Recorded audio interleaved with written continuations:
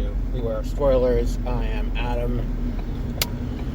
I'm going to apologize for my voice because it is 28 degrees out, and me being a dumbass left today for work based on the morning temperature. Didn't take into consideration that, the temperature changes throughout the day. It's 28 degrees and I'm wearing a sweatshirt, not my full winter coat. So my heat is very slowly turning on in my car. So please bear with me on that. If my voice sounds like I'm shivering, it's because I have just seen The Batman. And if you listen to my rant on 30-minute reviews about it being considered an artist film, I stand by that. I'm not going to say that was incorrect. I'm also going to warn you right now, as is the case with this podcast, I'm going to spoil the fuck out of this movie. That's how this podcast works. But I'm going to do a quick, non-spoiler version of the review for anyone who wants to know whether or not how I feel about this movie to begin with. Number one, everyone does a great job in this movie. Robert Pattinson is great as Batman and Bruce Wayne. Zoe Kravitz is great as It's great as Catwoman, Selena Kyle. Colin Farrell did a great job as Penguin. And Paul Dano kills it as the Riddler. He's great in this. Jeffrey Wright, as always, fantastic. He's a fantastic Jim Gordon in this. I don't think I've ever seen a performance from Jeffrey Wright that I didn't like. He's great in everything. He's great in What If. He's great in... What's that other one that he was just in? Oh, The French Dispatch. He was great. Even in his limited role in The Hunger Games, he's great. He's, all around, he's a great actor. And he's used very well in this movie. What else is there? There is, what else can we talk about without spoiling? I'm trying to do a spoiler-free one to start. Oh, good, and now my notifications are coming in because my phone was off during the movie, so now I get all my notifications at once. So the movie is, it's really good. I mean, I went into it not expecting to like it as much as I did. And that's not to say I wasn't going to like it. It's just, I've vocalized this before. I'm not a huge fan of the dark, gritty Batman. The Batman that is, if it's any darker, it's going to be a black screen with someone growling. I'm not a fan of that. I want to see a Batman that is, like a hero in cases. And I think that this Batman, to say that this is the best Batman movie since The Dark Knight is a little bit disingenuous because there's only been one since The Dark Knight. I would say it's better than Batman 89. It's better than the entire Dark Knight trilogy. It's better than Batman Returns. It's the best Batman movie we've had to date. And there are a few moments in here that really crystallize what it is. And I think the one that I like that is my favorite, that really epitomizes what this is that works so well, and why this movie works so much better than, for me, any of Snyder's take on Batman did. Or even to an extent, what level that, the level of, Batman that Christian Bale's Batman was in the Dark Knight trilogy. There's a moment where, you've seen it in the trailer, where the car drives into the funeral. And in that scene, there's a kid. And it's the son of the guy who's dead. And Bruce Wayne's just connecting with this kid because he's it's a kindred spirit. This little kid lost his family. And as the car is driving in, he looks up into the rafters of this place, the upper balcony, and sees the Riddler is up there. And he can go, and he can get the Riddler, or he can save this kid. And 100% of the time in this movie, Batman makes the choice to save the individual over catching the bad guy. And I think that is what this character is. Matt Reeves shows an understanding of this character that I don't think a director or a writer of this character that's outside of the comics has shown ever. Like, you know, and I'm going to move into the spoiler portion now. So if you haven't watched the movie yet, go see this movie. It is fantastic, and this is what I want to see from DC.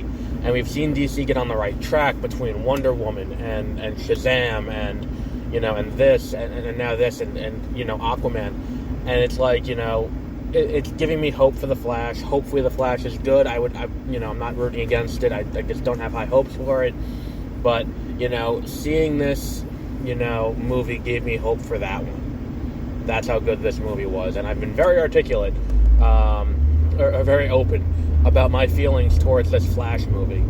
So, you know, into the spoiler part, I think it's time for me to do a victory lap. Because I called it months ago when the Bat and the Cat trailer came out, and even before that, I was saying I think we're being misdirected. And it is the Riddler, okay? It is the Riddler in this movie. But it is very much a Hush movie. Very much so. You know, it's like, I'm not convinced that the character Edward Nashkin, or whatever the name they give to the Riddler in the movie, I'm not convinced that's his real name, because they give you no reason to believe it's his real name, besides the fact that it's like, oh, we caught the Riddler, it's Edward Nashkin instead of Edward Nygma, because that would be too stupid. But, you know, there's this whole big, you know, cool thing in the middle of the movie, right about the halfway point, or the point in which you can take this 3-hour movie and split it into 2.5-hour movies and feel fulfilled. But there's this moment where he's breaking down what the Waynes have done to screw the city, and he tells the story of Bruce Wayne ordering the death of Elliot, and I'm just like, oh my god, this is the best. Like, I was just sitting there in the theater like, oh my god, I called it. Like, and then it's like, you know, they keep showing him, and we keep seeing him in things with the young, you know, at the time when Bruce Wayne's a kid and all of that, and it's like, it's just so perfect. Like, it is so well done, and it's like, I remember saying years ago, like, if they're going to do a Batman movie to reintroduce us to the character, you know, don't do a traditional origin story. Alright, motherfucker. It's not a lane, that's a shoulder. If you're going to do a tradition, you can't do a traditional origin story. Do Hush. Because that'll allow you to have Bruce really grapple with his family's history and what it means to be a member of his family. And you know, this idea. And the thing is, too, it's like, there are a number of things I really like about this movie. Number one, like, that fact, and him having to deal with the legacy of his family is great. In that sequence, there's a great Easter egg to, to Flashpoint, that I really love, where it's like he's talking about Martha Wayne going into and out of Arkham Asylum, and I'm like, holy shit, that's awesome. That is such a, you know, a great little bit to put in, and what the fuck, this person's visibly, like, drunk or high or something. So, like, it's just such a great little tidbit to put in there that I'm like, it's so well executed. Like, everything about this movie just hits right where it needs to, and I was just like, you know, I'm not the biggest fan of this really dark take on Batman, but then, and when the third act started, and when I say the third act, I mean they catch the Riddler right before the third act starts, and Bruce goes and talks to the Riddler in jail, and I would have put that as the end of the movie if it were me, but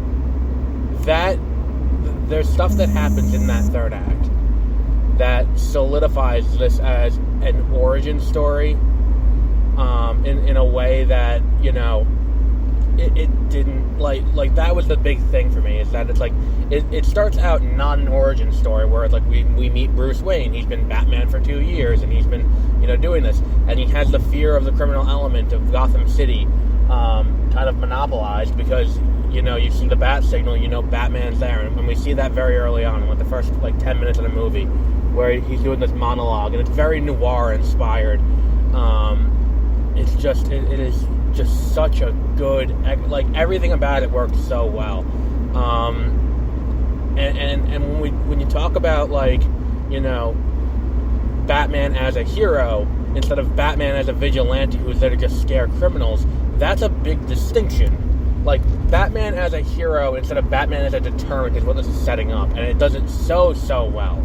Where we get to the third act, and the third act is the Riddler has set up these explosives to go off all around the seawall that keeps the water from Gotham Harbor out of the city. And he sets up these explosives to go off, and they all go off, so everyone's evacuating into Gotham Square Garden. I'm not kidding, that's the name of it. And it's one of those things where, like, as someone who knows the story of, like, Disney's failed Hollywood Sports Garden, it's like, that's what they should have gone with. It's like the Gotham Sports Garden would have been a better name instead of Gotham Square Garden. It's like that little tiny thing feels like something out of the Batman cartoon or out of, like, Batman 66. I just, like, ordinarily it would bother me, but it just kind of feels right. Even though there's a better naming that they can do for a more serious take. And the thing is, too, it's like, you know, he's fighting, and this is his first time fighting, having come to terms, you know, with his family and all of that. And it's this big, you know, non-lethal fight. He doesn't kill anyone. And it feels like you're watching what the comic is, where Batman doesn't kill, and it is so good. It is so well done. And then, you know, he has the, you know, he goes down to the water when the water's coming in, and he goes in and he starts saving people. Like, I don't believe the Ben Affleck or the Christian Bale Batman. Maybe you know, maybe Clooney, maybe Val Kilmer, maybe Michael Keaton would have done it. But I don't believe that the last two Batmen we've had would have gone down into that water to save people after they have dispatched the threat. They would have been like, I have done my part of this, I am leaving, good luck to you all, good day. Like, and I know it's going to be maybe sacrilege to say, but, like, maybe the version of Batman we saw in the theatrical Justice League, the one who tells Barry, save one person. And it's like, that is arguably the best moment for Ben Affleck's Batman in all of it. It's that moment where it's like Barry is freaking out, and he goes to Barry and he's like, I don't know what to do. And he goes, all I want you to do, just focus on saving one person, and then do that and do it again and again and again. And it's a small moment, but it's this idea of, you know, that's kind of the thing that, you know, Batman, the way he's always portrayed, is vengeance. And that's something that this movie kind of grapples with a lot. Is this idea that Batman is vengeance, and he is there. You're going to commit a crime, he's going to beat the fuck out of you, possibly kill you or maim you, and then move on. And by the time we get to the end of this movie, we have such an understanding of him and this complete turn from one thing to the other that, you know, it is just so great. And I know it sounds like I'm being not facetious, but like or silly or anything, but like I know it sounds like I'm being kind of ambiguous with it, but it's just, the movie's 3 hours long too, and I didn't feel 3 hours, although there is a very clear line of demarcation where you can make 2 hour-and-a-half movies. And again, I'm not 100% why that's not a thing. But maybe it's for accounting purposes, where it's easier to, you know, justify a $200 million movie instead of two $100 million movies. Maybe that's it. That's all I can really think that it is. Holy shit, gas prices have gone up like 30 cents in the last 2 days. But yeah, it's just, I watched this movie, and it's like, I can't wait to see it again. And I think ultimately that's why I would say it is the best Batman movie ever, is that I've seen all the Nolan stuff. The only Nolan movie to me that I would watch over and more than once is Batman Begins. I don't think The Dark Knight has rewatchability. I certainly don't think The Dark Knight Rises has rewatchability. But this movie, despite being 3 hours long, definitely has rewatchability. And you can sit there and you can, and you won't feel bored by it. Because the thing is, it's a noir, where the story's constantly unfolding. There's no dead time. Like, yeah, there are shots you could probably cut that would have cut the runtime down. You may have been able to dial the movie down to 2:45 if you really tried. But I don't think you necessarily, there's not enough there to cut. I mean, it was 2:56. If you got 10 minutes cut, that's 2:45. That's not awful. It is so well executed, though, that it's a hard PG-13, and they waste their F-bomb very early on, and it's kind of wasted. But it's a movie where it's just. I would say it's the best superhero movie of the last 2 years. Like, I mean, I would have to think hard to see where I would rate it in the top 5. Because, I don't know if I would rate it higher than Logan or if I would rate it higher than Infinity War. Because I do really love those two movies. Maybe I have to watch the movie. Logan, I remember walking out of and just being like, this is the fucking best superhero movie ever. And then I walked out of Infinity War and I was like, oh my god, this is fantastic. I don't know where I would put this in regards, but it is certainly, I would say it's certainly a top 10 of all time. Maybe top 5. But I'd really have to think about that to see where I would put it, because then I'm like, oh, well, Spider-Man 2 is also in there, in the mix. I don't know, we're getting off topic here, but yeah, the Batman is just fantastic. The only thing I wasn't thrilled about is that we have this whole new world of characters. And by the way, one other thing I think is interesting is that you could probably make the case that this is a sequel to Joker. Because, that's the thing. It's very early on we see Batman beating the fuck out of these... No, we can't, because we see the death of Bruce Wayne's parents. And that's not when... Oh, wait, was Thomas Wayne running for mayor? Oh, no, but it wasn't. It was way earlier than that in Joker. Never mind. But yeah, it is, it is a very well done movie, and I just would have preferred they didn't introduce the Joker, like they did. I don't think the second movie should be Joker again.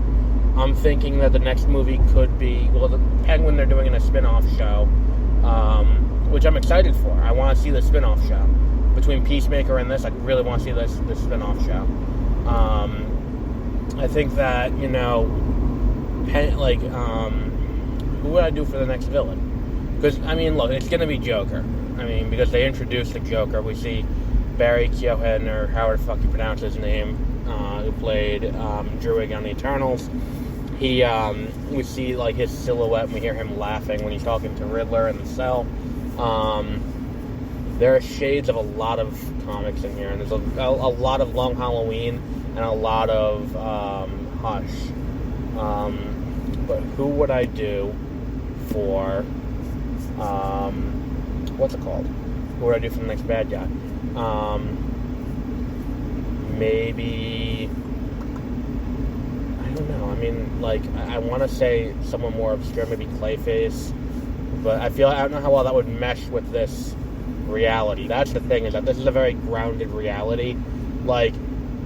If this was in the world of the other DC movies, or Earth 1, quote-unquote, and then Earth 2, quote-unquote, is this one. If this was on Earth 1, quote-unquote, then I would 100% feel okay, this is, I could see Clayface showing up here. We know Killer Croc is there already, but, I could see Clayface showing up here. I think that, for me, I don't want Joker to be the bad guy in the next movie. I want a new version of Joker and Harley Quinn. And I want the next movie to have the Joker in it as a supporting character in Arkham, following him, leading up to a breakout at the end of that movie with the help of Dr. Harley and Quinzel. And that's what I want to see in the next movie. But, for him to face his next bad guy, I think, like, I'm trying to think, what other Batman villain could he fight? Because it's like, we have the Penguin, we have, maybe Mad Hatter would be a good one, I think. Mad Hatter.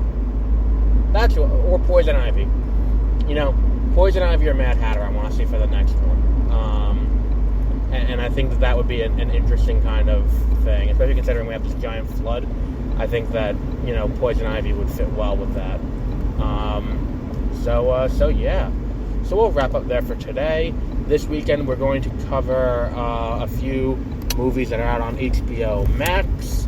We're going to cover Mogul Mowgli, which I might just do that on 30-minute reviews because it is not a new release. It is, it came out last year, I think. And Drive My Car, I'll be aware of spoilers of too. Only because, it is a fairly new release and it's just out on HBO Max. I'm going to watch that. Not tonight, because I just sat through one 3-hour movie. I'm not going to sit through I'm not going to watch 6 hours of movies in one night, I'm sorry. Maybe tomorrow night I'll watch that. So yeah. So we'll wrap up there for today. And we'll be back with the next movie. I'm going to do Cyrano too. Cyrano on Sunday. So yeah. So until then, have a great rest of your week.